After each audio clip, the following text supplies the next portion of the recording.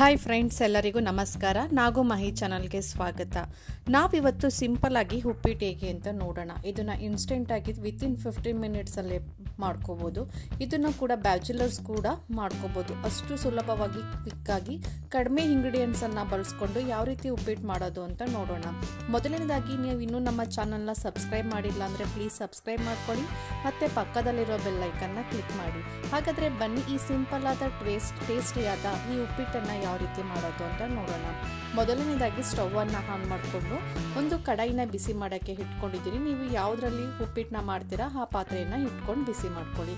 ನಾನಿಲ್ಲಿ ಒಂದು 3 ರಿಂದ 4 ಸ್ಪೂನ್ ಆಗುವಷ್ಟು ಎಣ್ಣೆ ಹಾಕ್ಕೊಳ್ತಾ ಇದ್ದೀನಿ. ಎಣ್ಣೆ ಬಿಸಿ ಆದಮೇಲೆ ಒಂದು 3 ಸ್ಪೂನ್ ಆಗುವಷ್ಟು ಹೆಸರುಬೇಳೆನ ಹಾಕ್ಕೊಳ್ತಾ ಇದ್ದೀನಿ. 2 ಸ್ಪೂನ್ ಆಗುವಷ್ಟು ಕಡಲೆ ಬೀಜ ಮತ್ತು 1 ಸ್ಪೂನ್ ಆಗುವಷ್ಟು ಕಡಲೆಬೇಳೆನ ಹಾಕ್ಕೊಂಡು ಉರಿನ ಕಡಿಮೆ ಇಟ್ಕೊಂಡು ಲೋ ಮೀಡಿಯಮಲ್ಲಿ ಇಟ್ಕೊಂಡು ಇದನ್ನು ಚೆನ್ನಾಗಿ ಸ್ವಲ್ಪ ಕಲರ್ ಚೇಂಜ್ ಆಗಬೇಕು, ಅಲ್ಲಿ ಗಂಟ ಚೆನ್ನಾಗಿ ಫ್ರೈ ಮಾಡ್ಕೊಳ್ಳೋಣ.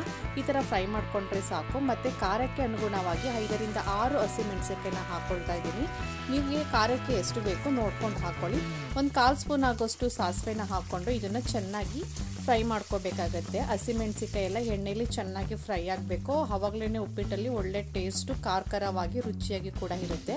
ಈ ಥರ ಚೆನ್ನಾಗಿ ಫ್ರೈ ಮಾಡ್ಕೊಂಡಾದ್ಮೇಲೆ 3 ರಿಂದ 4 ಮೀಡಿಯಂ ಈರುಳ್ಳಿನ ಈ ಥರ ಉದ್ದಾಗಿ ಸ್ಲೈಸ್ ಆಗಿ ಕಟ್ ಮಾಡಿ ಹಾಕ್ಕೊಳ್ತಾ ಇದ್ದೀನಿ.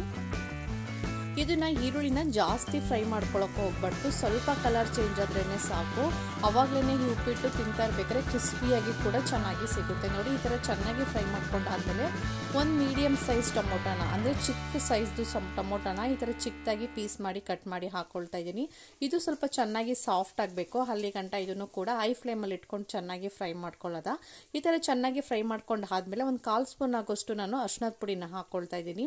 ರುಚಿಗೆ ತಕ್ಕಷ್ಟು ಉಪ್ಪನ್ನು ಹಾಕ್ಕೊಳ್ತಾ ಇದ್ದೀನಿ. ಯಾಕಂದರೆ ಟೊಮೊಟೊ ಸಾಫ್ಟ್ ಆಗಬೇಕು, ಅದಕ್ಕೋಸ್ಕರ ಸ್ವಲ್ಪ ಸಾಲ್ಟನ್ನು ಸೇರಿಸ್ಕೊಂಡು ಮತ್ತೆ ಸ್ವಲ್ಪ ಹಸಿ ಕರಿಬೇವಿನ ಸೊಪ್ಪನ್ನು ಹಾಕ್ಕೊಂಡು ಇದನ್ನ ಇವಾಗ ಐ ಫ್ಲೇಮಲ್ಲಿ ಇಟ್ಕೊಂಡು ಒಂದು 5 ರಿಂದ 6 ನಿಮಿಷ ಇದನ್ನೆಲ್ಲ ಚೆನ್ನಾಗಿ ಫ್ರೈ ಮಾಡ್ಕೊಳ್ಳೋಣ. ನೋಡಿ, ಅರಿಶಿನ ಪುಡಿ ಹಾಕಿದ ತಕ್ಷಣವೇ ಕಲರ್ ಎಷ್ಟು ಚೇಂಜ್ ಆಗಿದೆ. ತಿನ್ನೋಕ್ಕೂ ತುಂಬಾ ಇಷ್ಟಪಟ್ಟು ತಿಂತಾರೆ. ನೋಡಿ, ಈ ಥರ ಚೆನ್ನಾಗಿ ಐ ಫ್ಲೇಮಲ್ಲಿ ಇಟ್ಕೊಂಡು ಚೆನ್ನಾಗಿ ಫ್ರೈ ಮಾಡ್ಕೊಳ್ಳೋಣ.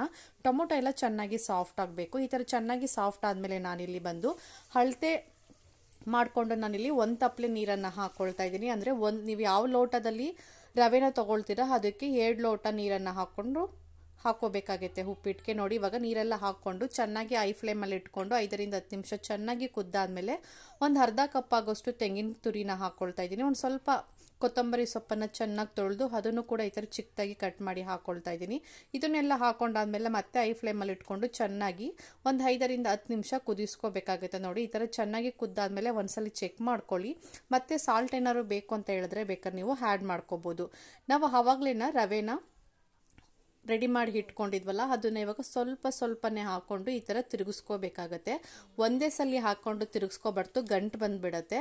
ಸ್ವಲ್ಪನೇ ಹಾಕ್ಕೊಂಡು ಈ ಥರ ಉರಿನ ಲೋ ಮೀಡಿಯಮಲ್ಲಿ ಇಟ್ಕೊಂಡು ಈ ಥರ ಚೆನ್ನಾಗಿ ತಿರುಗಿಸ್ಕೋಬೇಕಾಗತ್ತೆ. ನೋಡಿ, ಈ ಥರ ತಿರುಗಿಸ್ಕೊಳ್ತಾ ಇರಬೇಕು, ಕೈ ಬಿಡಬಾರ್ದು. ಯಾಕಂದರೆ ಗಂಟು ಬಂದುಬಿಡುತ್ತೆ. ಆವಾಗ ಗಂಟು ಬಂದರೆ ತಿನ್ನೋಕ್ಕೆ ಉಪ್ಪಿಟ್ಟು ಚೆನ್ನಾಗಿರಲ್ಲ. ನೋಡಿ, ಈ ಥರ ನಿಮಗೆ ಎಷ್ಟು ಬೇಕು ಈ ಥರ ತೆಳು ಬರಬೇಕು. ಅಲ್ಲಿ ಗಂಟ ಈ ಥರ ಸ್ವಲ್ಪನೇ ರವೆ ಹಾಕ್ಕೊಂಡು ಈ ಥರ ಚೆನ್ನಾಗಿ ತಿರುಗಿಸ್ಕೋಬೇಕು. ಚೆನ್ನಾಗಿ ಈ ಥರ ತಿರುಗಿಸ್ಕೊಂಡಾದ್ಮೇಲೆ ಒಂದು ಐ ಫ್ಲೇಮಲ್ಲಿ ಇಟ್ಕೊಂಡು ಇವಾಗ ಒಂದು 10 ನಿಮಿಷ ಇದನ್ನು ಚೆನ್ನಾಗಿ ಕುದಿಸ್ಕೋಬೇಕಾಗತ್ತೆ. ಕುದ್ದಾದ್ಮೇಲೆ ಇವಾಗ ಲೋ ಮೀಡಿಯಮಲ್ಲಿ ಇಟ್ಕೊಂಡು ಅದ್ರ ಮೇಲೆ ಒಂದು ಪ್ಲೇಟನ್ನು ಮುಚ್ಚಿ ಒಂದು 2 ನಿಮಿಷ ಚೆನ್ನಾಗಿ ಬೇಯಿಸ್ಕೊಂಡ್ರೆ ಘಮ ಅನ್ನುವ ಈ ಉಪ್ಪಿಟ್ಟು ರೆಡಿ ಆಗುತ್ತೆ. ನೋಡಿದ್ರಲ್ಲ ಎಷ್ಟು ಸುಲಭವಾಗಿ ಈ ಉಪ್ಪಿಟ್ಟನ್ನು ಯಾವ ರೀತಿ ಮಾಡ್ಕೋದು ಅಂತ. ತುಂಬ ಕ್ವಿಕ್ಕಾಗಿ ತುಂಬ ಕಡಿಮೆ ಪದಾರ್ಥಗಳನ್ನು ಉಪಯೋಗಿಸ್ಕೊಂಡು ಕ್ವಿಕ್ಕಾಗಿ ಬೇಗನೆ ಕೂಡ ಈ ಉಪ್ಪಿಟ್ಟನ್ನು ಮಾಡ್ಕೋಬೋದು. ನೋಡಿದ್ರಲ್ಲ ಫ್ರೆಂಡ್ಸ್, ಎಷ್ಟು ಸಿಂಪಲ್ಲಾಗಿ ಈಸಿಯಾಗಿ ಈ ಉಪ್ಪಿಟ್ಟನ್ನು ಯಾವ ರೀತಿ ಮಾಡೋದು ಅಂತ. ಇಷ್ಟ ಆದರೆ ಒಂದು ಲೈಕ್ ಮಾಡಿ, ಶೇರ್ ಮಾಡಿ, ಕಮೆಂಟ್ ಮಾಡಿ. Thank you.